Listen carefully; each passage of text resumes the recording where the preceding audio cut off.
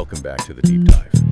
Today we are wrestling with something that is, it's both incredibly personal and at the same time, it's governed by these massive scientific laws. We're talking about relationships. We really are. And we're attempting a pretty fascinating synthesis today.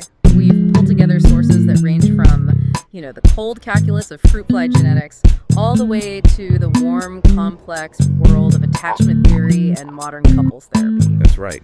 Our mission here is to give you a kind of unified view of what drives us to pair up and, maybe more importantly, what helps us stay together. We're unpacking two huge frameworks. The ancient evolutionary drive for selection. Finding the fittest mate. Exactly. And then the immediate psychological need for connection. Which is all the work that goes into building a stable, secure partnership. And it's the tension between those two, isn't it? That's really what defines this deep dive. The first toolkit is all hard data, explaining who we choose. The second is about the mind, explaining how we learn to love them and feel secure. Let's start with that first toolkit then. The biological blueprint. Because if you want to understand human mating, you actually have to start in a lab back in 1948 with a geneticist named A.J. Bateman. Right, and his very famous fruit flies, Drosophila melanogaster. The fruit flies. So Bateman's experiments, they basically established what became known as Bateman's principles. And these were, foundational for sexual selection theory for decades. For decades, they were the framework. He was looking really closely at the variance in reproductive success between the male and female fly. And he found this real asymmetry. Three core things. First, males had a much greater variance in how many offspring they had. Some had tons, a lot had none. Right, a boomer bust strategy. Exactly. Second, males also had a greater variance in their number of mates. And third, and this is the kicker for males, having more mates had a much, much stronger link to having more offspring than it did for females. And that observation is powerful. But what's really critical for you to grasp here is why. Why does that asymmetry exist? And Bateman was inspired by a concept called anisogamy. Anisogamy. Okay, break that down. It's just the initial difference between sex cells.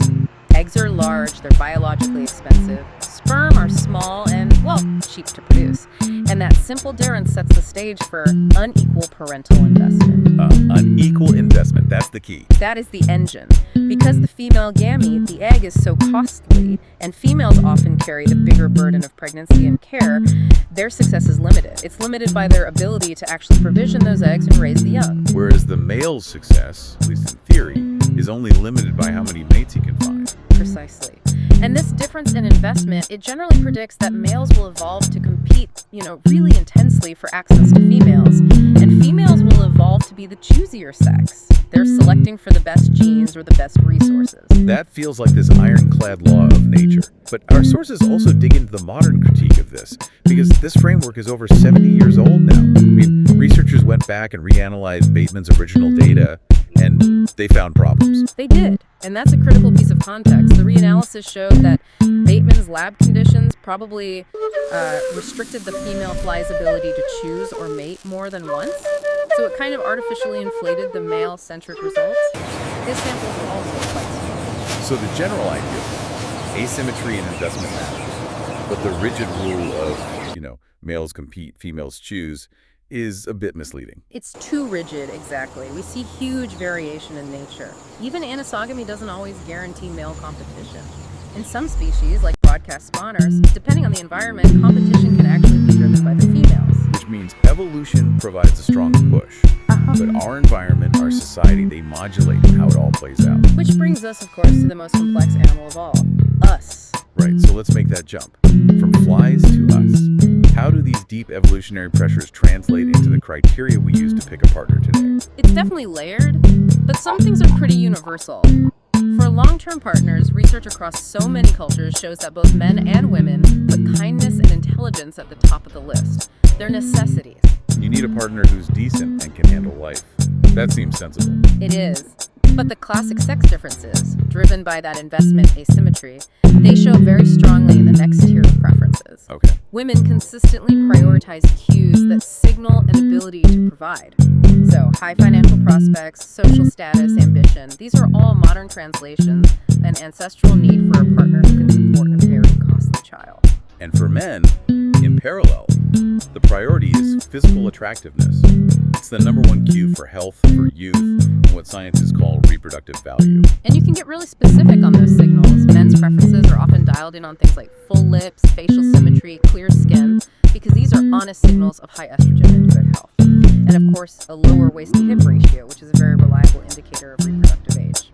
It's our ancient brain driving modern attraction. But here's where it gets, I think, really strategic and fascinating. Our sources point to this trade-off women often make, where a partner's high mate value can actually be a red flag. This is the strategic calculation. Research shows that women tend to rate very physically attractive men as being more likely to cheat or desert a long-term relationship. A man with all those signals of high mate value is also signaling he has a lot of other options. So the woman is facing a choice. Do I go for the highest genetic quality, the best looks, and risk abandonment? Or do I trade some of that attractiveness for stability and resources? It's a necessity versus luxury calculation. For a man, a woman's attractiveness might be a necessity to even be in the running. For a woman, a man's dependability and resources often become a necessity for her to commit. It's a risk mitigation strategy. I find that, well, it's uncomfortable, but the data seems really clear on it. But what about today? With huge shifts in gender roles, women's financial independence, are these findings still relevant? That's a great question. And the answer is largely yes. Even in societies where women are financially independent, the psychological preferences often remain. Maybe they're less intense, but they're there. The resources sought might shift from direct money to things like status, ambition, social standing. Qualities that still signal future security. Exactly. The core preference for a high-status partner often holds, even if how we define status changes. Okay, so in the real world, though, people tend to pair up with people who are pretty similar to them, especially in attractiveness. That's the matching hypothesis, right? It is. The matching hypothesis suggests that in face-to-face dating, rejection is the silent filter. It kind of nudges people toward realistic pairing. But the big modern challenge to this is, of course, online dating. Which completely removes that filter. It removes the immediate sting of rejection.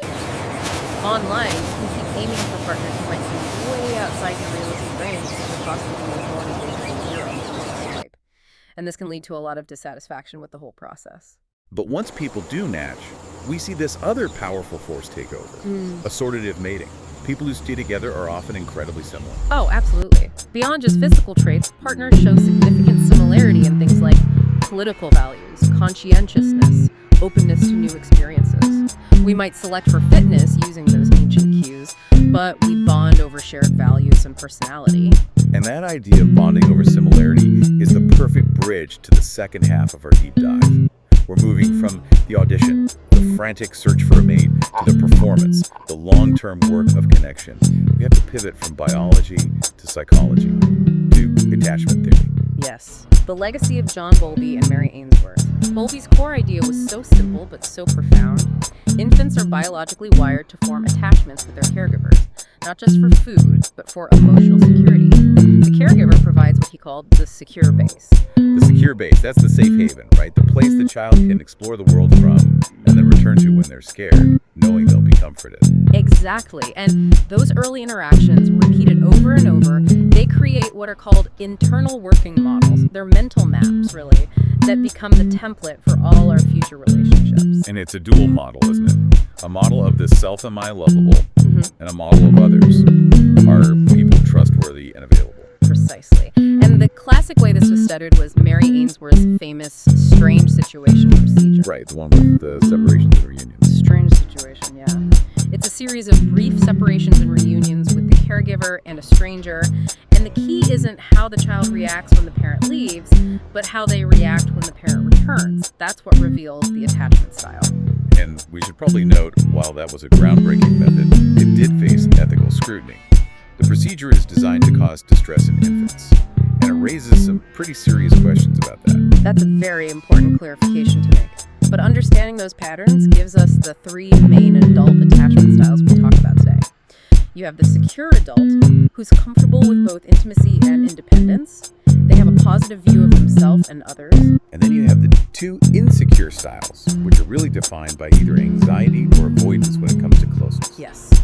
The anxious adult fears rejection, craves closeness, and can become hyper-focused on the relationship. They often have a negative view of self, am I worthy, but a positive view of their partner. And the avoidant adult is the opposite. They see intimacy as a threat to their independence, so they suppress their own needs for closeness. They tend to have a positive view of self-reliance, but a negative, distrusting view of others. And this is where you get the most challenging pairing, the anxious avoidant couple. It's often called the negative dance because their core needs are in direct conflict. The anxious partner pursues, the avoidant partner withdraws. Over and over again. To break that cycle, it requires huge intentional work from both. The anxious partner has to learn to self-soothe their fear, and the avoidant partner has to learn to lean into vulnerability and share their feelings, even when it feels terrifying. But if a secure person pairs with an anxious person, that can actually be a good thing, right? The secure partner's consistency can help the anxious person feel safer over time. It's what they call earned security. Exactly. And that brings us to the science of repair, because the most hopeful message in all of our sources is that these styles are not fixed. You can achieve earned security through awareness and intention. Which is where something like emotional focused therapy, or EFT, comes in. Developed by Dr. Sue Johnson, it's based entirely on attachment theory. It is. EFT is a short-term approach, usually 8 to 20 sessions, and the whole goal is to stop that negative dance, that pursuer-withdraw cycle. It does that by getting to the underlying emotions and attachment needs, not just arguing about whose turn it is to do the dishes. It's about getting to the vulnerability that the couple is constantly trying to avoid. That's the entire game.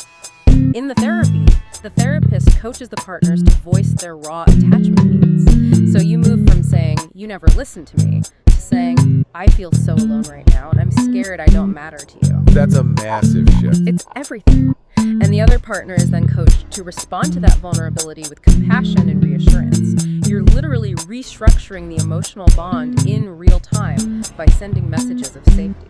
And that focus on safety and responsiveness is also at the heart of another framework, the circle of security, which is for parents. The circle of security is basically a visual map for parents. It helps them balance two key things: supporting their child's need to go out and explore the world, and being a safe haven to come back to for comfort and connection. And a concept from that work that I think is so powerful for adults too is the difference between cues and miscues. This is where the theory gets really deep. A secure child uses direct cues to signal a need. I'm hungry. I need a hug. Simple. An insecure child, though, learns to use miscues. They hide their need or express it indirectly to manage the relationship and keep everyone comfortable within that learned insecure pattern. Can you give an example of an adult miscue? Oh, absolutely. An avoidant partner who feels stressed and lonely might, instead of saying, I need a hug, start an argument or become irritable or suddenly need to work late.